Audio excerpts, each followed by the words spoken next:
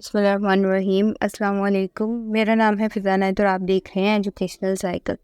आज की जो हमारी वीडियो है इसमें हम फ़िगर ऑफ स्पीच पन के बारे में पढ़ेंगे। जैसे कि आप जानते हैं कि मैंने फ़िगर ऑफ स्पीच जो से हैं जितने भी हैं उनके ऊपर अलग अलग एक वीडियो बनाई है।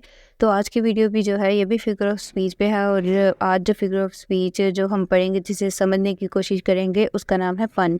तो पन की सबसे पहले हम डेफिनेशन देख लेते हैं कि इसकी डेफिनेशन क्या है। Pun is a literary device, it is a humorous use of words that convey another meaning, it's play on words.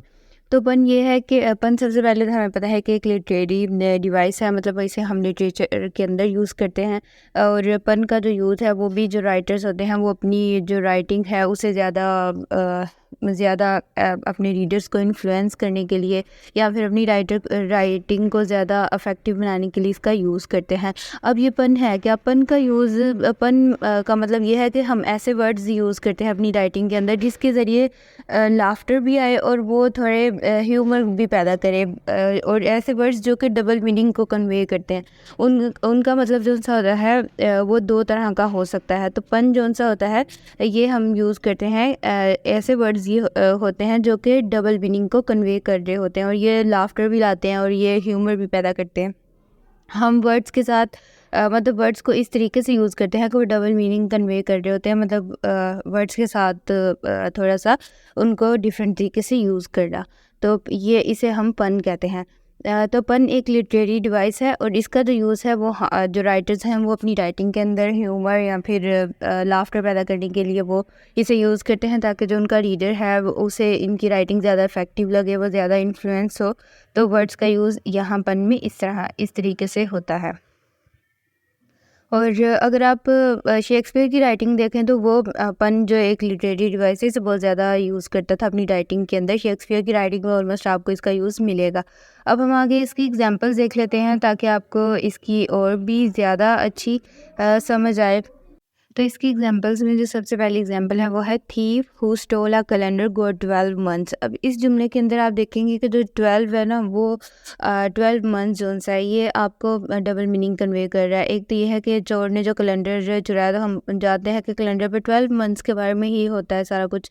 और एक ये भी है कि उसने कैलेंडर को चुराया और अब उसे 12 महीने की सज़ा हो सकती है, 1 साल की सज़ा हो सकती है।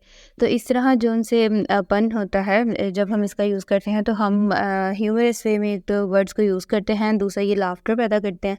तो आगे अगली एग्जांपल को हम देखते हैं। दूसरी एग्जांपल है the life of a person depends on his liver.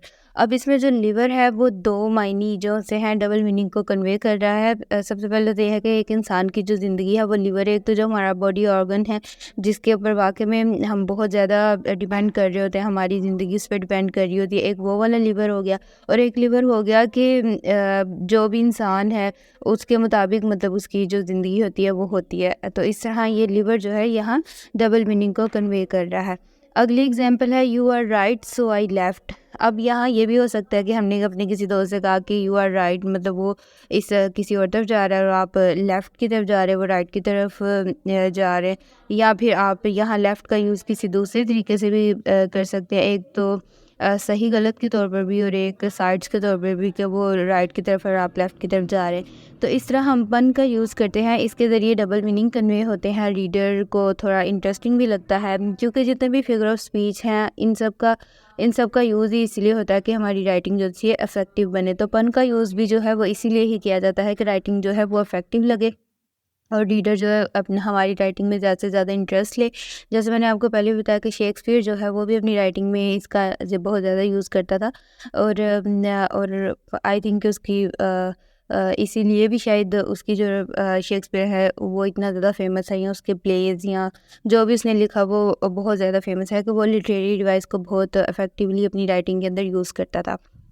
तो आज की जो हमारी वीडियो है इस पे हमने पन के बारे में पढ़ा जो कि एक लिटरेरी डिवाइस है। हमने इसकी एग्जांपल्स देखी, डेफिनेशन देखी और आई होप कि आपको इसकी समझ आई होगी। अगर आपको कुछ पूछना होता है या अगर आप चाहते हैं कि मैं किसी और टॉपिक पे वीडियो बनाऊँ जो आप चाहते हैं तो आप मुझे कमेंट सेक्शन में मैसेज कर सकते हैं, तो इंशाल्लाह मैं उस पर वीडियो बनाऊँगी।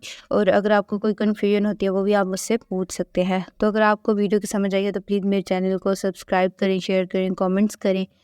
Thank you.